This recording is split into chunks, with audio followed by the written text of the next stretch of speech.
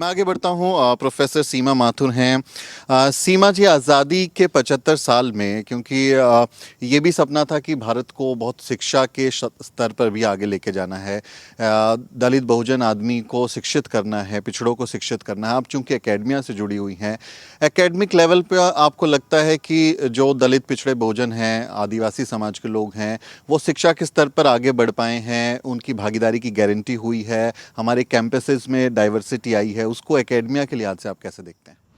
जी।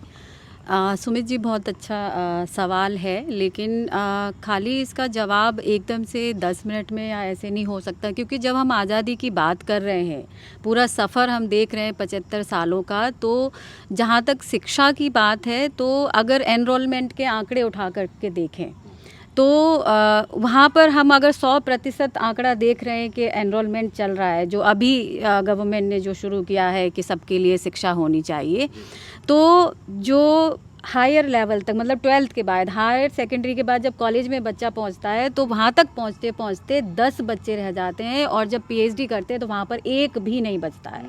तो ये बहुत ज़्यादा सोचने वाली बात है। और दूसरा, अगर हम लड़कियों की बात करें तो लड़कियों का जो रेशियो है वो तो बहुत ही कम है। और हम लिटरेसी रेट देख लें, जहाँ 100% होना चाहिए अगर हम कहें तो, और वहाँ पर कितना हम 60s के और 70s के दौर में चल रहे हैं। तो आज़ादी के इस दौर में अगर हम शिक्षा की बात करें, जो सबका एक हक है, जो हमारा संविधान, भारत का संविधान सबको शिक्षा का, बराबर शिक्षा का हक देता है, लेकिन हमें ये सोचना पड़ेगा कि शिक्षा का हक compulsory, free and compulsory education fundamental right बना दिया गया, लेकिन क्या वो सबके लिए समान अवसर के तहत वो शिक्षा प्राप्त कर पा रहे हैं? क्या वो शेयर में, जो उनका रिसोर्सेज है उसमें वो शेयर ले पा रहे हैं? अभी अगर टेक्निकल एजुकेशन और प्रोफेशनल एजुकेशन की अगर हम बात करें, डीटीयू की बात करें या एम्स की बात करें, वहाँ पर कितनी लड़कियाँ हैं? ना के बराबर लड़कों की संख्या है, लेकिन उसमें भी जो हमारे बच्चे हैं उनकी संख्या बहुत कम है। और दूसरी बात जो है वो आईआईटी और एम्स जैसे जो मुद्दे बहुत रहे आगे, जहाँ पर बच्चों को इंटरनल असेसमेंट में फेल कर दिया गया।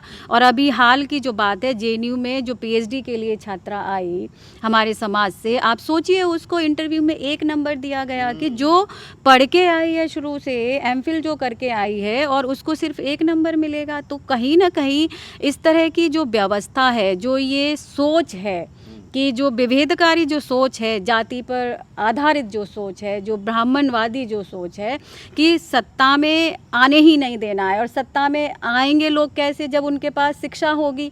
तो इसीलिए इनको शिक्षा से ही अलग कर दो, पढ़ने लिखने मत दो, पढ़ने लिखने ही मत दो, तो पढ़ेंगे लिखेंगे नहीं तो सत्ता पर कब्जा ही नहीं कर पाएंगे। और बाबा साहब ने ये सीधे तौर पर ये बात कही थी कि हम जब तक सत्ता में नहीं आएंगे तब तक हम परिवर्तन की कोई बात सोच भी नहीं सकते, क्योंकि हमारे लोग नहीं होंगे तो हमारे लिए सोचेंगे कैसे? जी। और जो सिर्फ राजनीतिक तौर पर जो लोग आए हैं, तो वहाँ पर भी ये देखने की ज़रूरत है कि क्या वो सच में एकदम फ्री होकर के वो डिसीजन ले पा रहे हैं या नहीं ले पा रहे हैं, या सिर्फ रिप्रेजेंटेशन नाम मात्र के लिए है, क्योंकि रिजर्वेशन है, पॉलिटिकल जो रिजर्वेशन है, इस वजह से वहाँ पे लोग हैं। और दूसरी बात ये है कि एकेडमिया में जो रिजर्वेशन है, आज जो लोग हैं वो आप देखिए कितनी वैकेंसी खाली पड़ी हुई है। सिर्फ डीयू की अगर हम बात करें तो मोर देन 5000 वैकेंसी जो है अभी भी खाली है, और उस पर इंटरव्यू नहीं हो रहे हैं, कितने साल हो गए तब से। और वो खासकर जो SC ST OBC की बैकलॉग है उसी को नहीं भरा जा रहा है। उन्हीं की मैं बात कर रही हूँ, क्योंकि 5000 में आप दूसरा बैकलॉग की तो बात ही नहीं कर रही मैं। बैकलॉग तो पता नहीं कब से खाली पड़ा है, उस पर बात ही नहीं कर रहे। सबसे ज़्यादा रोस्टर में ही खराबी है कि रोस्टर नहीं सही तरह से वो लागू कर रहे हैं और इंटरव्यू नहीं कर रहे हैं।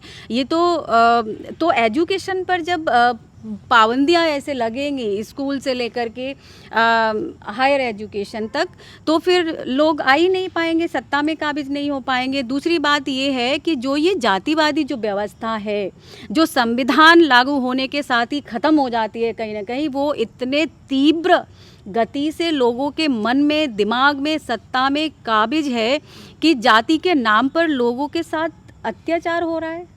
शिक्षा में आप रोहित वेमुला को देख लीजिए, पायल तडवी को देख लीजिए, तो कितने सारे ऐसे केसेस हैं जो शिक्षा व्यवस्था के अंदर सिर्फ इस जातिवादी व्यवस्था के शिकार हैं।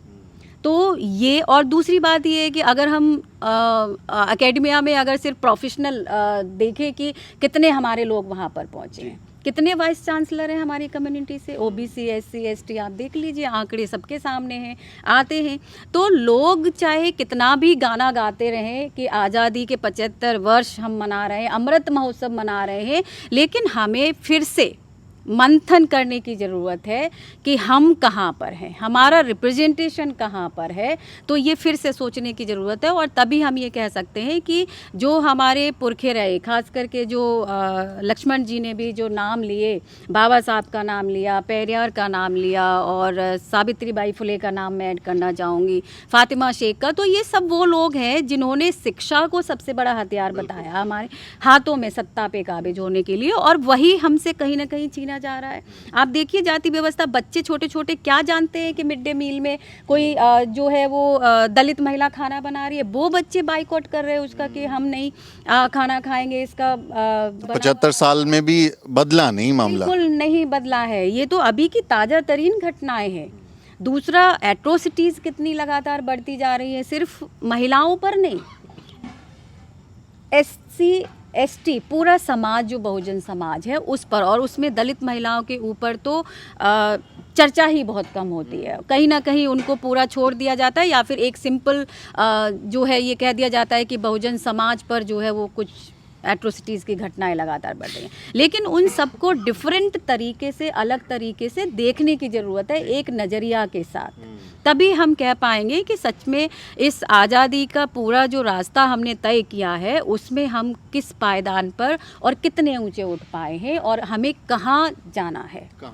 तो ये बिल्कुल शिक्षा के तौर पर मैं यही कहना चाहूँगी, शिक्षा के क्षेत्र में, कि कहीं ना कहीं ये जो जातिवादी जो व्यवस्था है, जो वर्णवादी व्यवस्था है, उसने हमें रोक के रखा है। हालांकि संविधान ने हमें वो अधिकार दिया है, लेकिन फिर भी एक पॉजिटिव चीज़ ये है कि हमको वो अपॉर्चुनिटी मिली, अवसर मिली, तो हम वहाँ तक आगे बढ़ पाए। लेकिन ये लोग पूरी तरीके से रोकना चाहते हैं कि ये लोग आ ही नहीं पाए शिक्षा में। और सही में ज्योतिबा फुले साहब ने बहुत सही से कहा था कि विद्या बिना मति गई, मति बिना गति गई, गति बिना वित्त गया, वित्त बिना शूद्र भय, और इतने सारे अनर्थिका विद्या ने किए। तो सारी लड़ाई शिक्षा की है, और बहुत आपने अच्छे ढंग से समझाया कि 75 साल बाद भी क्या हालात हैं।